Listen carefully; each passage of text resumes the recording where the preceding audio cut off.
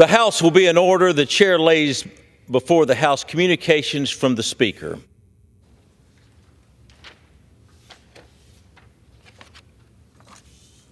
The Speaker's Rooms, Washington, D.C., December 9th, 2024. I hereby appoint the Honorable Dale W. Strong to act as Speaker pro tempore on this day. Signed, Mike Johnson, Speaker of the House of Representatives. Pursuant to the order of the House on January the 9th, 2024, the chair will now recognize members from a submitted list by the majority and minority leaders for morning hour debate. The chair will alternate recognizing between parties with time equally being allocated between the parties and each member other than the majority and minority leader and the majority whip, limited to 5 minutes, but in no event shall the debate continue beyond 1:50. The chair recognizes the gentlewoman from Virginia, Ms. Spossberger, for 5 minutes.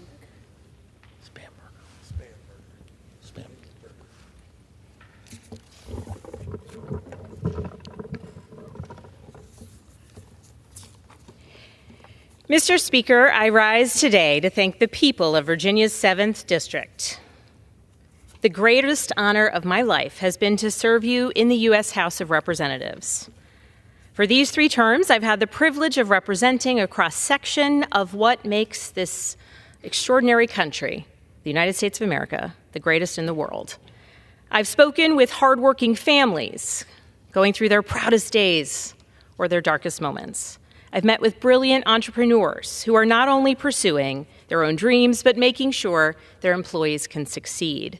I've worked alongside dedicated public servants, law enforcement officers, first responders, and healthcare workers who put the safety of Virginians first. I've met crop and livestock producers who work sunup to sundown to keep America fueled and fed. And I've represented the men and women who put on the military uniform to protect our shores. And as my time serving them in Congress comes to an end, I'm reflecting on what we have achieved together. When I was first elected to Congress, I promised to work tirelessly for the people I serve. I promised to be effective and responsive.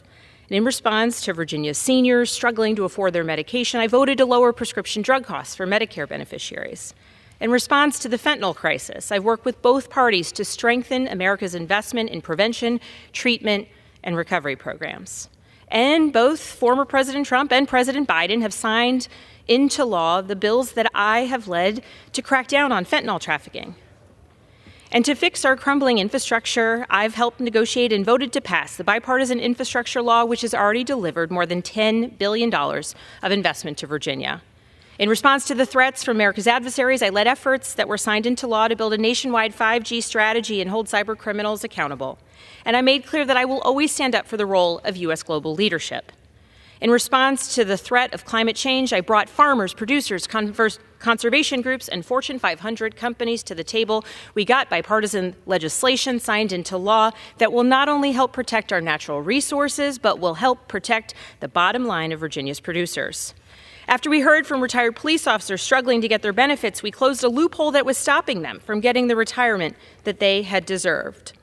And for those who've borne the battle, I voted to expand health care benefits for thousands of Virginia's veterans who have faced toxic exposures. My bill was signed into law to deliver surplus computers to veterans so they can access new job opportunities, and I led the charge to make sure America's atomic veterans, many of whom are no longer with us, are recognized every year. For me, being responsive has also meant making responsible investments in our public schools, our law enforcement, and critical infrastructure.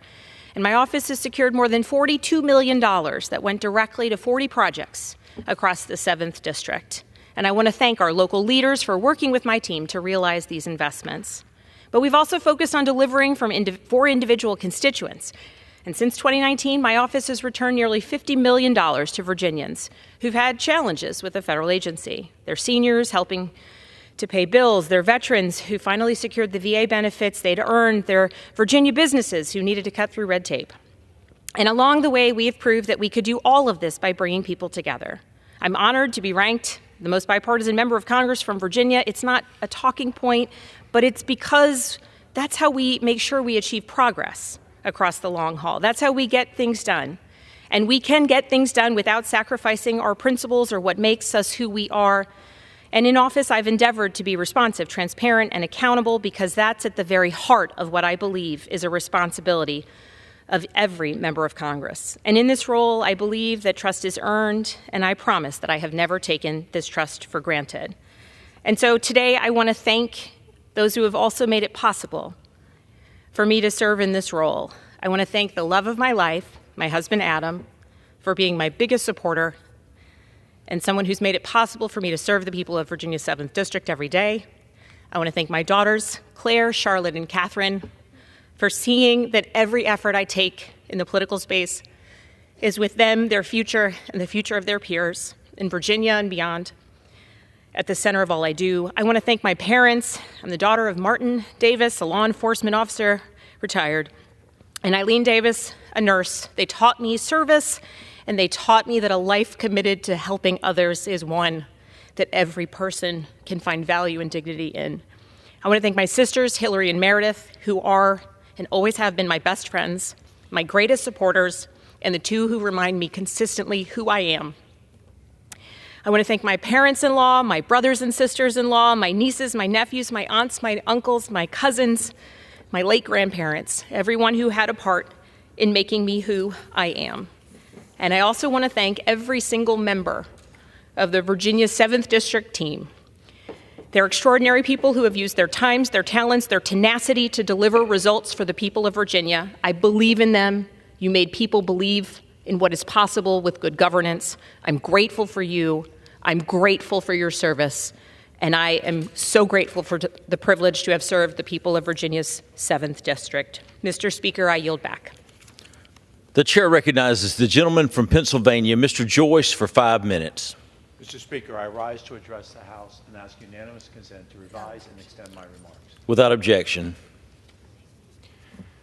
Mr. Speaker, I rise to congratulate Penn State University's football team on reaching the first NCAA 12-team playoff. With both a shutdown defense and an efficient offense that kept the ball moving all season long, the Nittany Lions have put themselves in a strong position to play for a national championship title next month. While these students have done an incredible job on the field to reach this position, it is also important to remember their success in the classroom. Over the past 10 years, Penn State University is one of only 8 schools that have won at least 10 NCAA championships, while concurrently achieving at least a 90% graduation rate for student athletes. Their commitment to excellence, both on and off the field, are an example for the thousands of students across Pennsylvania who look to our football team as role models. On behalf of the Nittany Lion Nation and across Pennsylvania's 13th Congressional District, I congratulate the team on reaching the college football playoff. Thank you.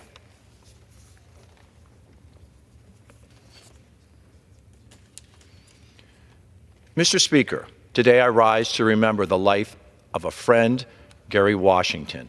Gary was a member of the Bedford County community who dedicated his life to serving others. After graduating from Bedford High School in 1965, Gary's education and work took him away from central Pennsylvania until later in life, when he returned to Bedford to co-found the Extended Family Program, which supports students who are having difficulty in school. The program, which Gary led for 16 years before his retirement, provides a lifeline to students who are struggling academically or at home. Today, Gary's remembered by the students that he mentored throughout the Extended Family Program and those that he coached on the Bedford High School football team. Later in life, Gary was diagnosed with Alzheimer's disease, and along with his wonderful wife, Mabel, became strong advocates for both patients and patients' caregivers. Throughout his life, Coach Washington was committed to helping others and ensuring that the students in Bedford County had the tools and the support that they need in order to succeed. On behalf of everyone in Pennsylvania's 13th Congressional District, we mourn the loss of Coach Gary Washington, and we pray for his family and for his friends and all of those who helped him throughout this journey in life. Thank you.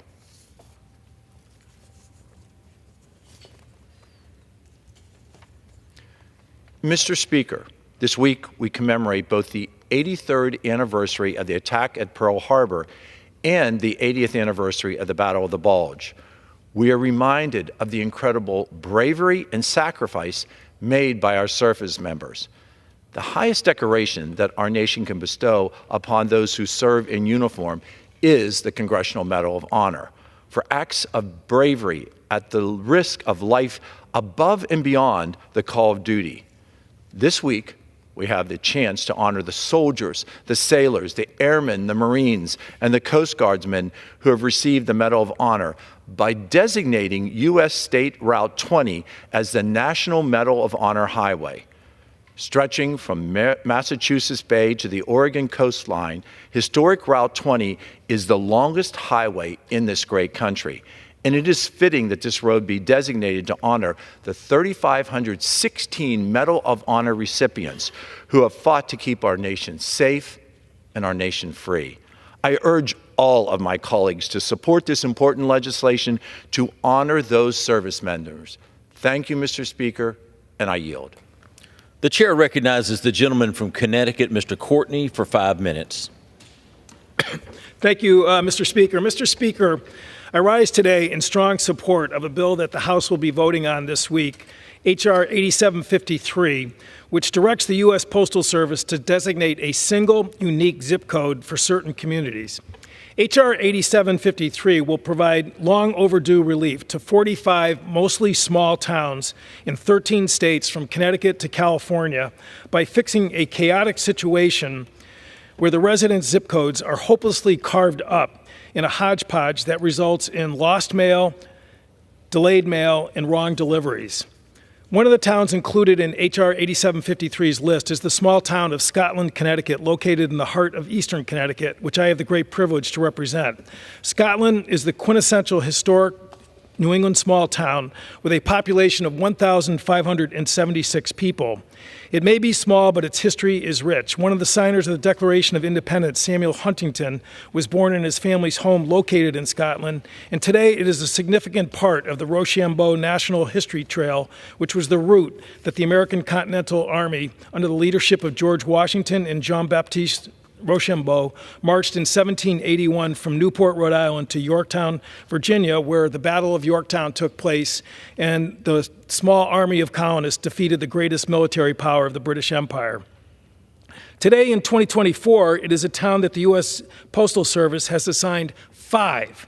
That's right, 5 zip codes that cause endless aggravation and harm to the town's residents. Delivery of Social Security notices, checks, Medicare information, prescription medication, notices from banks, employers, and absentee ballots and absentee ballot applications are all disrupted day in and day out.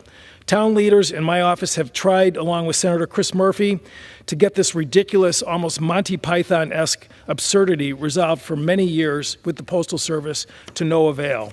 This week's action by the House will mandate that USPS address this problem once and for all by designating a single, unique zip code for these 45 small towns.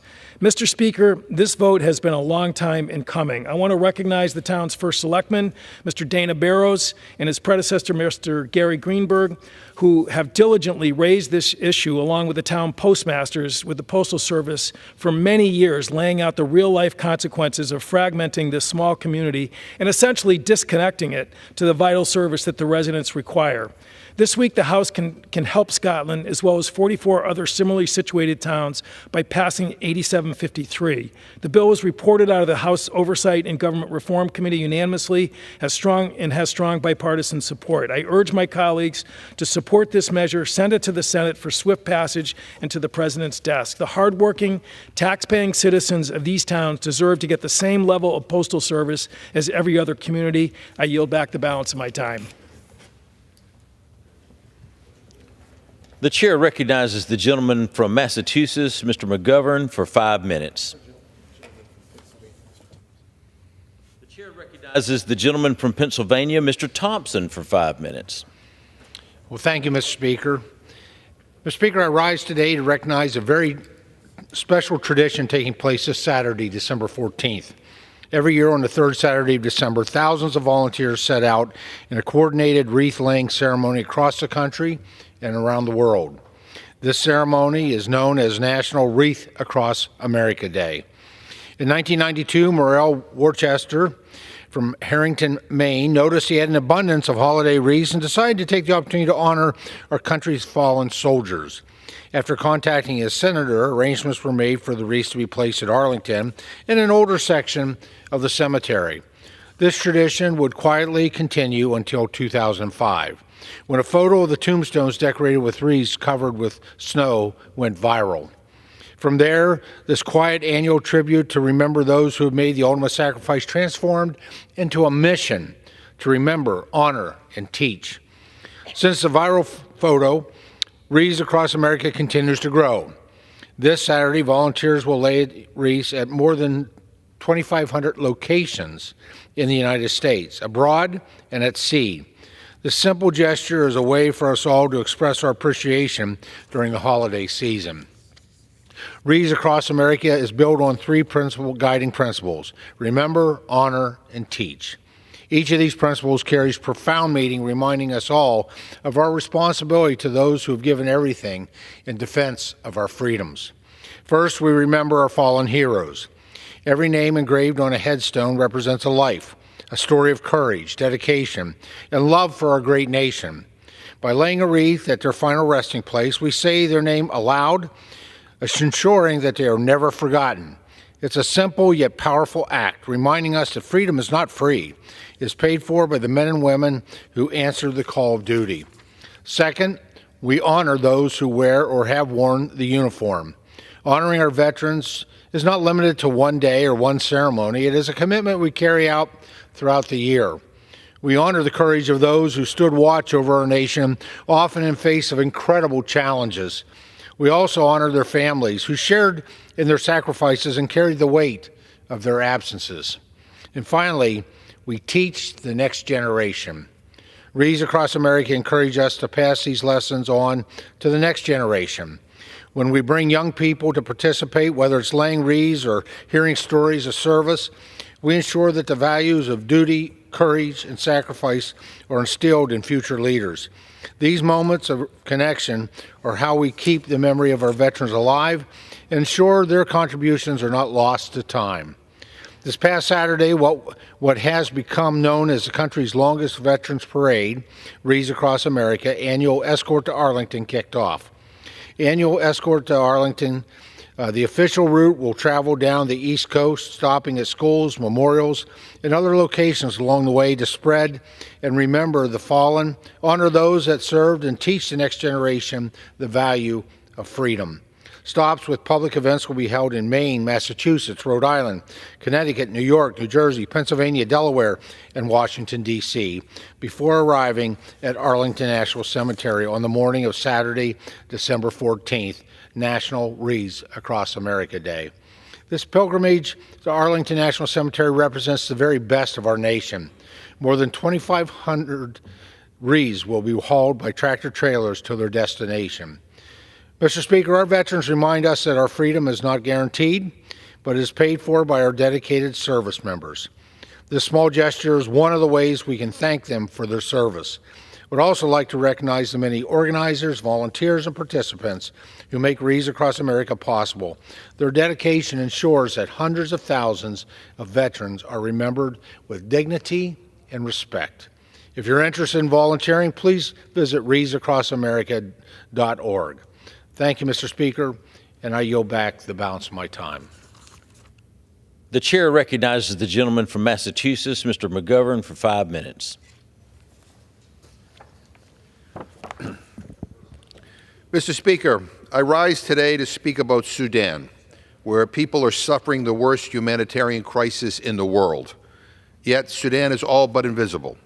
In 2004, I stood with my colleagues in the House and Senate, NGOs and movements, and President George W. Bush in denouncing genocide in Darfur and calling for an end to the killing and repression by Sudanese dictator Omar al-Bashir.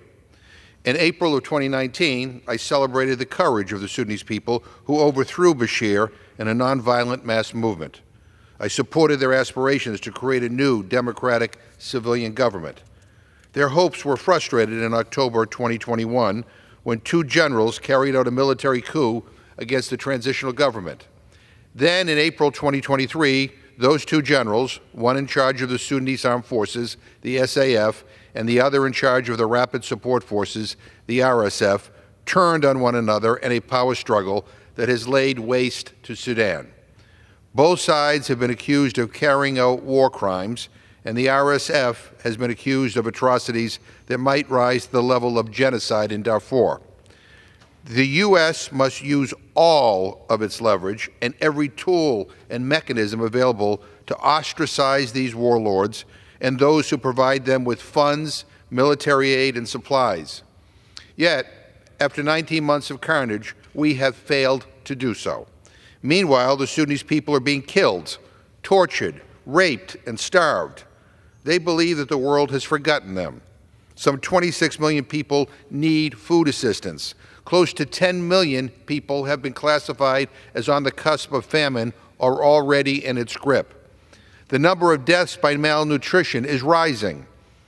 Let me salute the brave Sudanese and international groups working day in and night inside Sudan to provide life-saving food, medicine, and services to the Sudanese people. In northern Darfur, the Zamzam camp for internally displaced, where more than 500,000 people seek shelter, has received support from humanitarian networks in my home state of Massachusetts for decades. In August, Zamzam was officially classified as in famine. In late November, the World Food Program finally reached Camp Zamzam with critical food supplies. And then, during the first week in December, the RSF attacked Zamzam. Shelling resulted in deaths, injuries, and disrupted deliveries of emergency supplies. The SAF is also carrying out military operations in the area around Zamzam. And what is happening in Zamzam is happening throughout Sudan. Civilians are targeted by both sides. Sudanese and international humanitarian workers are targeted along with their life-saving work. Meanwhile, the U.S. and the international community condemn such actions but do nothing, Mr. Speaker, to end them. Foreign actors such as the UAE, Egypt, China, Russia, Iran, and companies based in Turkey, Egypt, Serbia, Yemen, and Russia continue to supply the warring sides with weapons and supplies. One of the greatest abusers, the UAE, is accused of supplying the RSF with military equipment. And yet, rather than sanctioning the UAE, the U.S. recently announced that it is sending the UAE $1.2 billion in military equipment. How can that be? Shame on us and shame on this administration. I applaud Senator Chris Van Hollen and Congresswoman Sarah Jacobs for introducing resolutions of disapproval for these arms sales. But shame on the Senate Foreign Relations Committee and the House Foreign Affairs Committee and the Senate and House leadership for failing to rapidly bring these resolutions to the Senate and House floors through regular order in the House and expedited procedures in the Senate. Last Tuesday, Foreign Affairs Committee Ranking Member Meeks introduced H.R. 10268 to impose sanctions on those supplying military aid to the warring parties and support pathways to a cessation of hostilities and peace. Many of my House colleagues have led letters and introduced resolutions on the humanitarian crisis in Sudan. But it's simply not enough. President Biden, President-elect Trump, Congress, and the international community must commit to use all their leverage to achieve a cessation of hostilities, protect civilians, and get humanitarian aid inside Sudan. Only then will the Sudanese people know that they have not been forgotten by the American people and by the world. And I ask unanimous consent to enter into the record additional materials. I yield back. Without objection, the chair recognizes the gentleman from South Carolina, Mr. Wilson, for 5 minutes. Mr. Speaker, I ask permission to address the House for 1 minute and advise and extend my remarks. The gentleman is recognized. Thank you, Mr. Speaker. Yesterday on Truth Social, President-elect Donald Trump correctly identified that, quote, Assad is gone. His protector, Russia, led by Vladimir Putin because of Ukraine, where close to 600,000 Russian soldiers lay wounded or dead forever. Russia and Iran are in a weakened state right now, one because of Ukraine and a bad economy, the other because of Israel and its fighting success. End of quote by President Donald Trump. Courageous Ukrainians with President Vladimir Zelensky and determined Israelis with Prime Minister Benjamin Netanyahu have made an achievement for freedom and democracy for the world. With maximum pressure by President Donald Trump, peace through strength will become a reality. Americans should read National Review Morning Jolt with Jim Garrity today. Quote, the world's most murderous ophthalmologist calls it quits. End of quotes. In conclusion, God bless our troops as the global war on terrorism continues. Open borders for dictators put all Americans at risk of more 9/11 attacks imminent, as warned by the FBI. Trump will reinstitute existing laws to protect American families with peace through strength. And our sympathy and prayers to beloved Congressman Mike Burgess on the passing of his daughter, Christine Burgess. I yield back. The chair recognizes the gentleman from Connecticut, Mr. Larson, for 5 minutes. Thank you, Mr. Speaker. I rise to address the House and revise and extend my remarks on Social Security. Mr. Speaker, Social Security, as you know, is the #1 anti-poverty program in this country for the elderly and the #1 anti-poverty program in the country for our children. More than 70 million Americans receive Social Security. And yet, it's been more than 54 years since Congress has last enacted any legislation to enhance Social Security. Richard Nixon was President of the United States the last time that Congress enhanced the benefits of Social Security. And with more than 10,000 baby boomers a day becoming eligible for Social Security, you can understand the impact that this has, Mr. Speaker. Mr. Speaker, in your district alone, more than 154,000 people in Alabama in your district receive Social Security. 111,000 plus for pensions, 19,000 receive disability payments, more than 9,000 widows, 4,000 spouses, and more than 9,000 children. $275 million a month comes in to your district to supply the people of that district with the essential benefits they need and to keep most of them off of poverty. And where do they spend this money? They spend it right back in the communities that they live in. So this is an important economic enhancement as well. And Congress has not taken any action in more than 54 years. And now the Republican Study Commission says that it's going to cut Social Security. The benefits, if Congress takes no action, are going to be cut irrespective. That's why Congress should act and act now. And we shouldn't be looking to cut benefits for the citizens we represent. We should be enhancing benefits that haven't been touched in more than 50 years. President Trump has now called for tax cuts for Social Security. Now, that's laudable in and of itself. However, he does not pay for them. And Mr. Speaker, you know well, when you don't pay for those benefits, the money comes directly out of the trust fund. And so the great irony in attempting to say we're going to give you a tax cut, what you're really doing is cutting benefits by more than 36% for all those individuals. Now, we have a plan that calls for a tax cut as well. but it's paid for. And that's what the American people need to know, that these benefits need to be paid for and Congress needs to take action. Otherwise, we will continue to stress the Social Security Trust Fund that Congress hasn't acted on in over 50+ years. I'm sure for a number of people listening in the audience and our viewers, they understand what this means, but probably weren't aware that it's going to take a vote of Congress. This is nothing the president can do through executive action or that the Supreme Court is going to do. It's going to take Congress to act, and to act specifically on behalf of the individuals we're sworn to serve.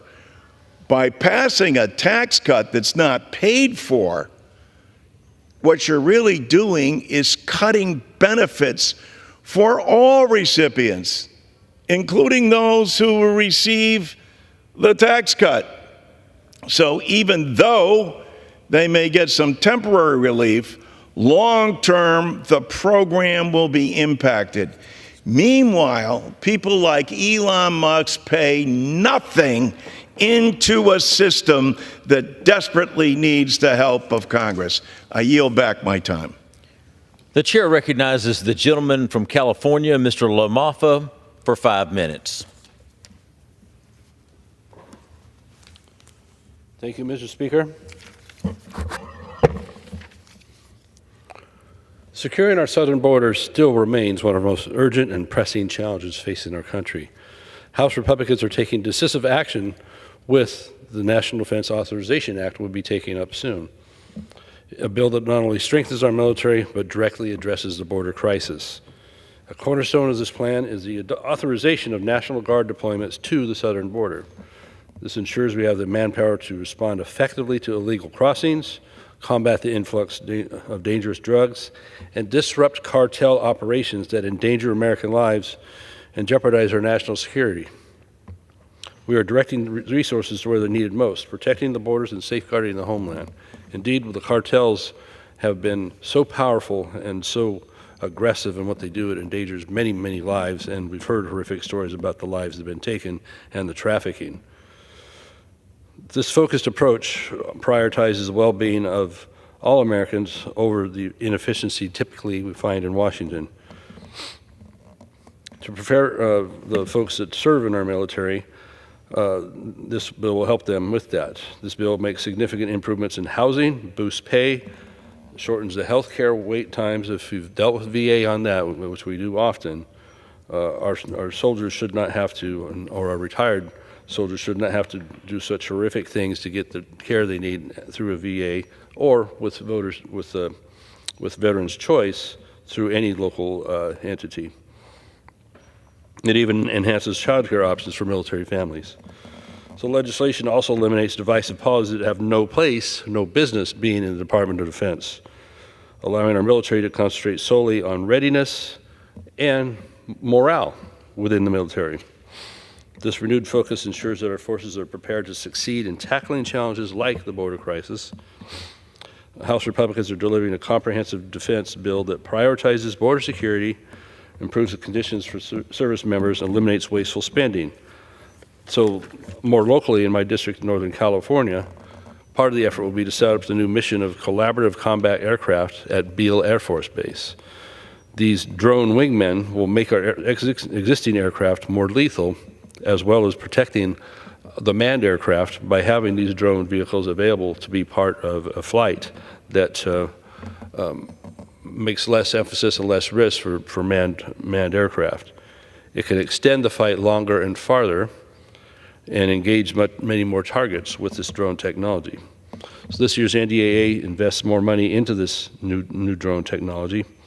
This forward-looking technology enhances existing airframes that we have to be able to keep vital air dominance and control in the near term our Indo-Pacific conflicts. So this is really great technology that is important that we incorporate that we have less risk to our pilots. We can use existing aircraft and instead of having to buy nearly so much hyper expensive new aircraft. Not that I'm against it. I'm in favor of the newest, best aircraft we can get, but maybe we just don't have to buy nearly as many when the stuff we have is still good for the mission, with the wingman approach of these drones being able to do a lot of the dirty work and take the immediate risk that the manned aircraft don't have to. So the NDAA is something we have to pass every year. We need to get this done this month and keep that continuity that our fighting people need to get the job done, as certainly it's a more dangerous world than it ever has been right at this moment, with what we have in the Middle East, with what we have happening in the South Pacific with China and its aggression. We need to be ready, and this legislation will help move us that direction, and these new technologies lowering the risk for our fighting people. I yield back. The chair recognizes the gentlewoman from North Carolina, Ms. Fox, for 5 minutes.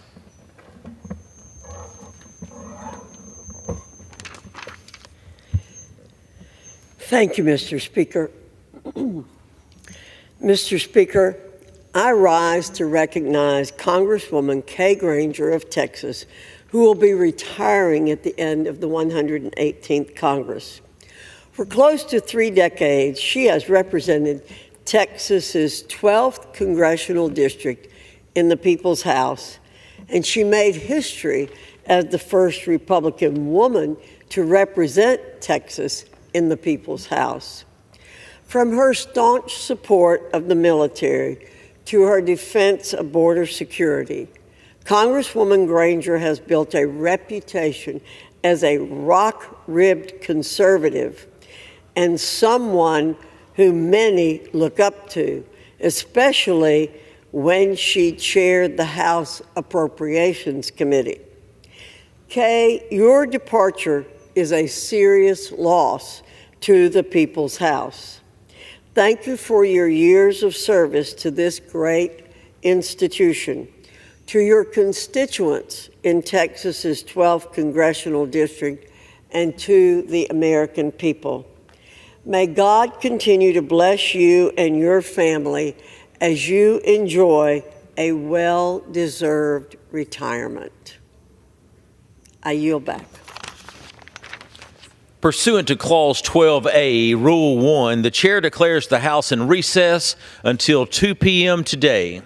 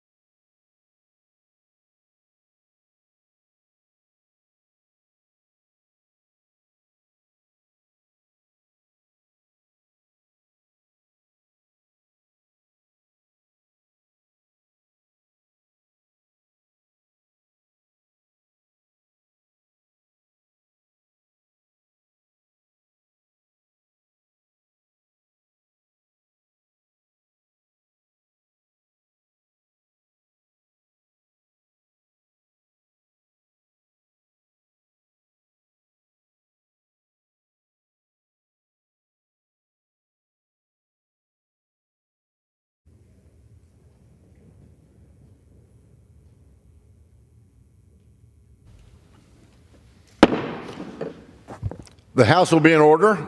The prayer will be offered by Chaplain Kibben. Would you pray with me? The earth belongs to you, O Lord, and the fullness thereof. Therefore, let the fullness of this day remain in your care and keeping. May everything that comes to our minds be filled with your wisdom and discernment. Let every sentiment that passes through our souls reflect the fullness of your compassion and mercy.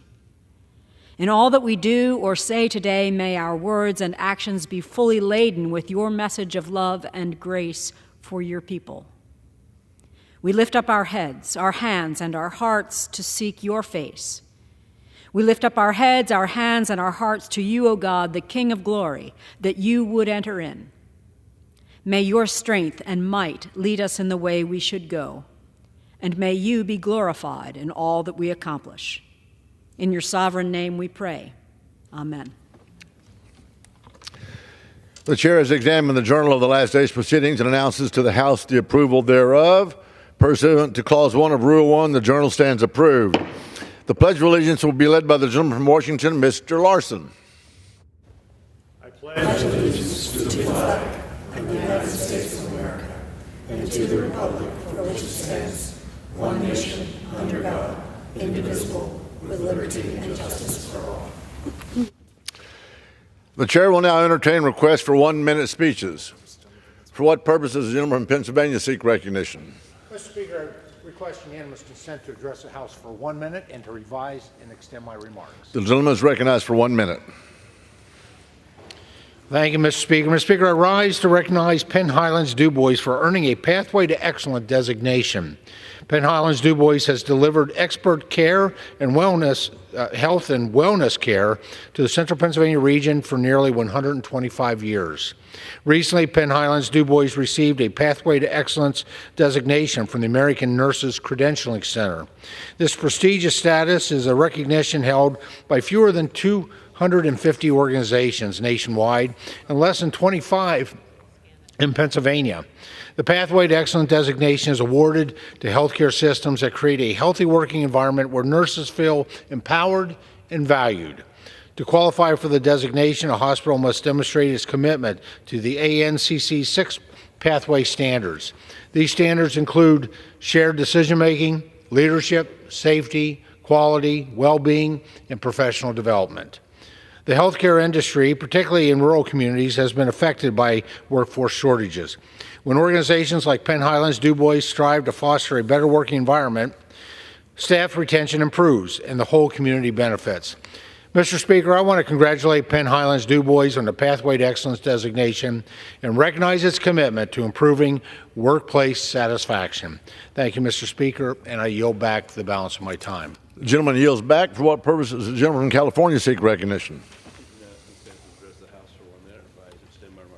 Without objection, the gentleman is recognized for 1 minute. Mr. Speaker, service member quality of life directly impacts morale, family stability, and military readiness, affecting recruitment and retention as well. The NDA addresses these issues with key provisions to improve the lives of service members and their families. A 14.5-cent pay raise is authorized for junior enlisted service members, and a 4.5% raise is supported for all others. This pay increase is previously opposed by the Biden administration, but is now a critical part of the bill we'll be taking up soon to support those who serve our country. The cost of living allowance, this calculation is improved to better reflect inflation, particularly for those stationed abroad. And inflation has been devastating towards those military family incomes. The NDA expands the basic needs allowance to support service members facing financial challenges. It requires the Department of Defense to reassess the subsistence allowance to ensure it covers the rising costs of necessary goods and services. These improvements will strengthen both the well-being of our service members and the military readiness in ensuring our forces are better equipped and higher morale to defend our nation. I yield back. Under Clause 5D of Rule 20, the chair announces to the House that in light of the resignations of the gentleman from New Jersey, Mr. Kim, and the gentleman from California, Mr. Schiff, the whole number of the House is 431. Pursuant to Clause 8 of Rule 20, the chair will postpone further proceedings today on motions to suspend the rules on which a recorded vote or the yeas and nays are ordered or votes objected under Clause 6 of Rule 20. The House will resume proceedings on postponed questions at a later time. For what purpose does the gentleman from Missouri seek recognition? Speaker, I'd move to suspend the rules and pass Senate Bill 1478. The clerk will report the title of the bill. Senate 1478, an act to designate the United States Route 20 in the states of Oregon, Idaho, Montana, Wyoming, Nebraska, Iowa, Illinois, Indiana, Ohio, Pennsylvania, New York, and Massachusetts as the National Medal of Honor Highway and for other purposes. Pursuant to the rule, the gentleman from Missouri, Mr. Graves, and the gentleman from Washington, Mr. Larson, each will control 20 minutes. The chair